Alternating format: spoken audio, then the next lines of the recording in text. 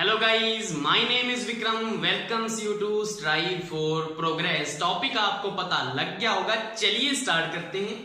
आज हमारे पास है एसी जनरेटर का डायग्राम है। इसके पहले आपने अगर डीसी जनरेटर की वर्किंग प्रिंसिपल वो अगर नहीं देखा तो सबसे पहले उसको देख लीजिएगा, क्योंकि मैंने जनरेटर का जो प्रिंसिपल है किसके ऊपर ये काम करता है और ये सेटअप हमने क्यों लगाया वो आपको सारी डिटेल उसमें मिल जाएगी। और इसमें हम सिर्फ इसकी वर्किंग देखेंगे और डिफरेंस देखेंगे कि उससे इसमें क्या डिफरेंस। तो डीसी जनरेटर में क्या था कि जो करंट था वो एक ही डायरेक्शन में फ्लो कर रहा था, एक ही डायरेक्शन में फ्लो कर रहा था, तो वो डीसी जनरेटर था। लेकिन एसी जनरेटर में क्या होना चाहिए, हमें एसी करंट को प्रोड्यूस करवाना है। तो एसी करंट कैसे बनेगा, आपको पता है कि इसमें साइन वेव बनती है कि पहले पॉजिटिव आता है फिर नेगेटिव फिर पॉजिटिव, मतलब हर हाफ साइकिल के बाद इसकी जो डायरेक्शन है करंट की चेंज हो जाती है। या हम क्या बोल सकते हैं कि जो इलेक्ट्रॉन की डायरेक्शन है वो स्विच हो जाएगी बैक एंड फोर्थ, मतलब पहले इधर जाएगा तो सेकेंड हाफ साइकिल में इधर वाली डायरेक्शन होगी, फिर इधर आएगा फिर इधर आएगा। तो ऐसे करंट को हमने प्रोड्यूस करवाना है, उसके लिए हमें एसी जनरेटर बनाना पड़ेगा। तो एसी और डीसी में क्या डिफरेंस लग रहा है आपको कंस्ट्रक्शन में, उसमें हमने जो यहाँ पे जो सेटअप लगाया था तो हमने उसमें स्प्लिट रिंग का यूज किया था। एक रिंग थी उसको मैंने काट दिया था और उसके दो पार्ट बन गए थे, उसको मैंने यहाँ पे लगाया था। लेकिन यहाँ पे आपको क्या दिख रहा है, काटी हुई रिंग नहीं है और एक भी रिंग नहीं है, दो रिंग है हमारे पास। और दो रिंग जो है उनका नेम है स्लिप रिंग्स, इनको बोला जाता है स्लिप रिंग्स। तो ये स्लिप करती रहती है, मतलब ये घूमती रहेंगी बस, और कुछ नहीं है। यहाँ पे सिर्फ इतना चेंज किया है, बाकी सब कुछ वही है जैसा उस कंस्ट्रक्शन में था डीसी जनरेटर वाली में। तो यहाँ पे हमने सब कुछ सेम करना है कि वैसे ही हमने कॉइल को रोटेट करना है उसी डायरेक्शन में, और सिर्फ ये देखना है कि फर्स्ट हाफ साइकिल में करंट की डायरेक्शन क्या होगी और सेकेंड हाफ साइकिल में करंट की डायरेक्शन क्या होगी। चलिए स्टार्ट करते हैं। तो इस हैंडल को मैंने क्लॉकवाइज डायरेक्शन में रोटेट करवाया, क्लॉकवाइज डायरेक्शन में इसको मैं चला रहा हूं अपने जनरेटर को। तो ये कॉइल क्या करेगी, ये भी रोटेट करेगी। अब उसमें हमें पता है कि अगर कॉइल रोटेट करती है, यहाँ पे मैग्नेट पड़ी है तो मैग्नेटिक फील्ड लाइंस प्रोड्यूस होंगी, जिनकी जो वैल्यू है या तो कम पास करेंगी या ज्यादा पास करेंगी, किसमें से, कॉइल में से, जिससे मैग्नेटिक फ्लक्स चेंज होगा। अगर फ्लक्स चेंज होगा तो फेराडे के अकॉर्डिंग क्या होता है, इंड्यूस करंट प्रोड्यूस होता है। तो चलिए देखते हैं। तो सबसे पहले हमने क्या करना है, हमने जो मैग्नेट ली है उसमें हम सबसे पहले उसकी जो मैग्नेटिक फील्ड लाइंस है उसको हम ड्रॉ कर लेते हैं। हमें पता है इसकी प्रॉपर्टी क्या बोलती है कि हमेशा जो मैग्नेटिक फील्ड लाइंस हैं वो नॉर्थ टू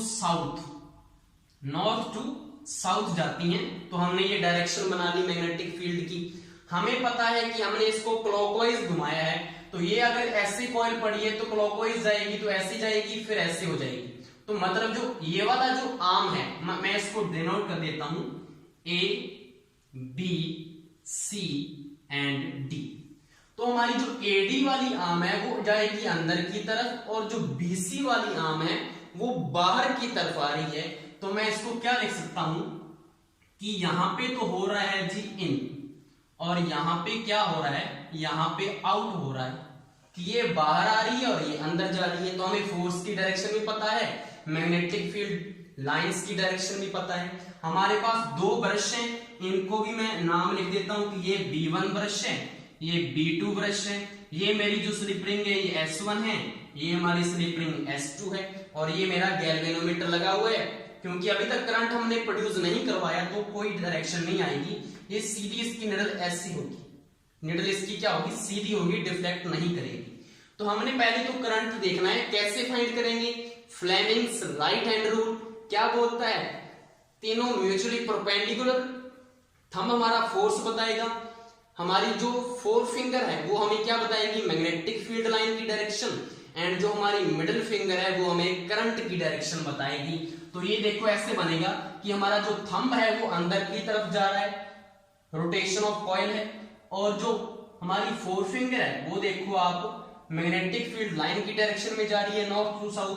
तो हमारा जो करंट है ये देखो, हमारी जो नीचे वाली उंगली है वो नीचे की तरफ है, मतलब हमारा जो करंट इस वाली आर्म में प्रोड्यूस हो रहा है D to A, तो मैं इसको ऐसे बना सकता हूं कि यहाँ पे जो करंट है वो नीचे की तरफ आया, यहाँ पे नीचे की तरफ आया, तो यहाँ पे भी तो चेक करो सर, तो यहाँ पे चेक कर लो, हमारा जो आउट आ रही है तो हमारा थंब बाहर की तरफ हो गया, मैग्नेटिक फील्ड लाइंस बिल्कुल सही बन रही है, तो करंट किधर जा रहा है, करंट ऊपर की तरफ जा रहा है, तो करंट इसमें प्रोड्यूस होगा जी B to C, मतलब BC आर्म में पता लग गया, हमें AD वाली आर्म में भी पता लग गया कि करंट ऐसे जाएगा, तो करंट बनाओगे तो सही, आगे कैसे जाएगा, तो देखो यहां से अगर करंट ऐसे चला तो इस वाले में ऐसे करंट गया, यहां से इसका कांटेक्ट किसके साथ है, एक जो स्लिप रिंग्स है ना, एक है कंडक्टर है और यहाँ पे जो ब्रश है वो भी कंडक्टर है, तो दोनों आपस में कांटेक्ट है तो करंट तो फ्लो करेगा, तो यहां से इसमें ये ब्रश में गया तो यहां से ऐसे नीचे आया और यहां से गैल्वेनोमीटर में क्या होगी, डिफ्लेक्शन शो कर दी, किसने, गैल्वेनोमीटर ने, तो यहां से ऐसे ऊपर जाएगा इससे B2 ब्रश में और यहां से ऐसे निकलेगा, ये बीच में से जा रही है, यहां से जो गोल है ना उसकी बीच में से जा रही है, कि ऐसे अगर मैं इसको बनाऊं तो इस ऐसे बीच में से जा रही है, जो दूसरी जो वायर है उसकी कॉइल की, जो कॉइल का कांटेक्ट है ना इसकी बीच में से जा रहा है, तो यहां से बीच में से निकल के ऊपर देखो हमारा एरो सही बन रहा है, तो हमारा जो सर्किट है बिल्कुल सही बना है और हमारा सर्किट कंप्लीट हो गया, तो करंट की डायरेक्शन फ्लो करेगी।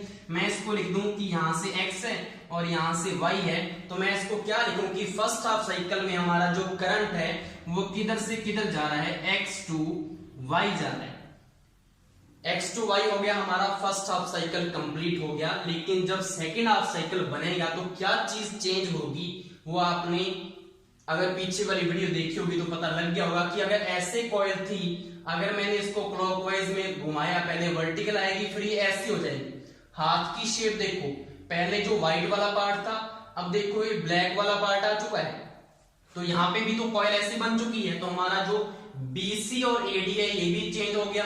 अगर ये ऐसे करके ऐसे आएगा तो BC वाली आर्म इधर आ जाएगी और AD वाली आर्म उधर चली जाएगी, तो यहाँ पे आ जाएगा BC और यहाँ पे आ जाएगा हमारा A और D।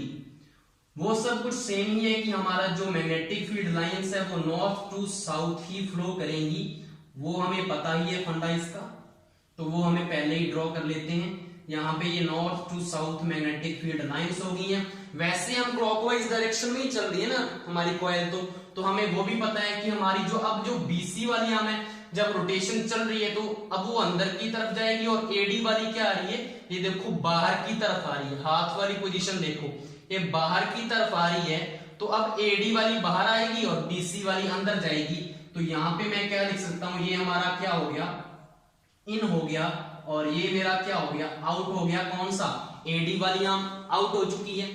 अब हमें क्या देखना है, इसमें करंट की डायरेक्शन देखनी है और हमें ये पता है कि हमें अगर AC जनरेटर बनाना है तो हमारे अगर इस फर्स्ट हाफ साइकिल में x to y जा रही है तो इस हाफ साइकिल में हमारे करंट की जो डायरेक्शन है वो क्या आनी चाहिए, y to x आनी चाहिए। अगर ये हो गया प्रूफ तो हमारा AC जनरेटर बन चुका है, नहीं तो हमारा AC जनरेटर नहीं बनेगा, तो वही चेक करना है हमने। अब इसमें हमें पता है कि जो ब्रश होते हैं ना वो हमेशा फिक्स रहते हैं अपनी पोजीशन पे, तो B1 B2 यहाँ पे है तो B1 B2 तो यहाँ पे ही रहेगा, ये तो यहाँ पे रहेगा।